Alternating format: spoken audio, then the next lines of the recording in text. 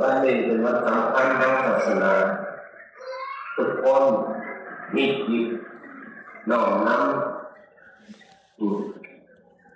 สิ่งดีๆเข้ามาในจิตในใจเจ้าของคือพุทโธธัมโมสังโฆเข้าไปกล่าวสมถะศีลแล้วก็ให้ทานก่อนให้ทานต้องมีศีลก่อนคือเป็นผู้บริสุทธิ์ก่อนผู้มีศีลอะไรมีศีลแล้วจะให้ทานเป็นผู้บริสุทธิ์ก่อนเขาอยู่ชาวพุทธจะประมาณในชีวิตเกิดขึ้นมาแล้วแล้วก็มีใครพอ100 ปีกับหมู่ใครคนโกรธใครเรื่องเบียดเบียนหลาย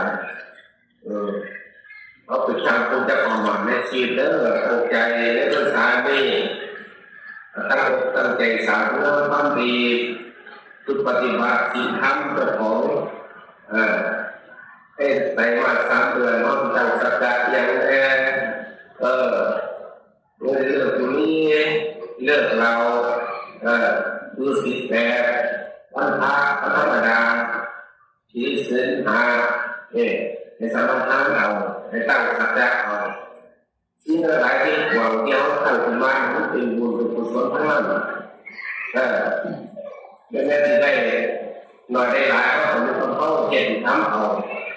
อันนี้ความตั้งใจล่ะเห็นยังที่เขา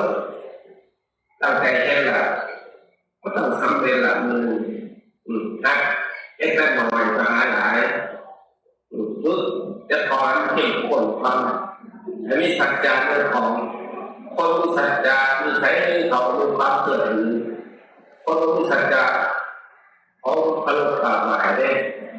คนมีสัจจะเขาเคารพกฎหมายคนมีสัจจะคนมีศีลมีธรรมคนมีศีลมีธรรมไปใช้เขาเก่งถามเนี่ยคนมีศีลมีธรรมที่เราไปใช้เขาก็เก่งมาถามเนี่ยถ้าเขามีศีลมีธรรมล่ะก็จะลูกหลานเกิดมาแล้วมันคอยรับเชื่อฟังลูกหลานไอ้เขามีสิ่งนี้นะแต่ลูกเกิดมาแล้วแล้วเขาก็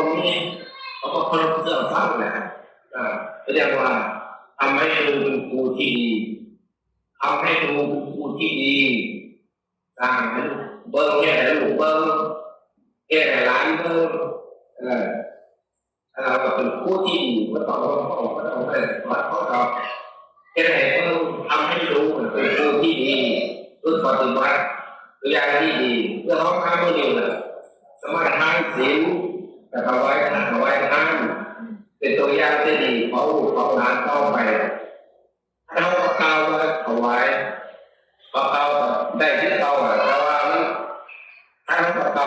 ลูกหลานเกิดใหม่รู้สึกว่าลูกทำไม่กว่าเป็นอันน้ำที่เขารักษาไว้มั้งรักษาไว้เป็นตัวอย่างที่ดีของคนเราที่เกิดใหม่รู้สึกว่าลูกถ้าเขาแต่พลังมันหมดก็ได้ก็การใช้ซื้อตัดน้ำให้โลกของใช้แรงก่อนเพื่อให้ไว้ท่านเป็นการกับชาติดีเลยคือความท่านที่เราได้มาเป็นความบริสุทธิ์ได้มาได้มาทำบุญทำทานได้ความบริสุทธิ์ใจความเข้าใจไว้ใจเรื่องของเขาทำแล้วมีความสุขความเจริญในใจเรื่องของเป็นบุญเป็นกุศลขึ้นมาแล้วออกฝากไว้สารนี่ไม่มีสัจจะตั้งสัจจะเอาเรื่องเราเรื่องบุรีเราคือ18แต่จะไปมาก3 เดือนยังดีแล้วรักษาทุกอย่างไปได้หน่อยได้หลายดีกว่าไปดีกว่าไปทำอันนี้คือว่าอีกครั้งก็ได้ก็ต้องแค่นี้เราต้องมีสัจจะอันตรายนั่นก็ว่าทำนั่นก็ว่าดีอันนั้นไม่ได้ตามที่เขาตั้งไว้มันมีพลังอันนี้ทรงหลายแต่พอรอแรงที่เกิดของหมู่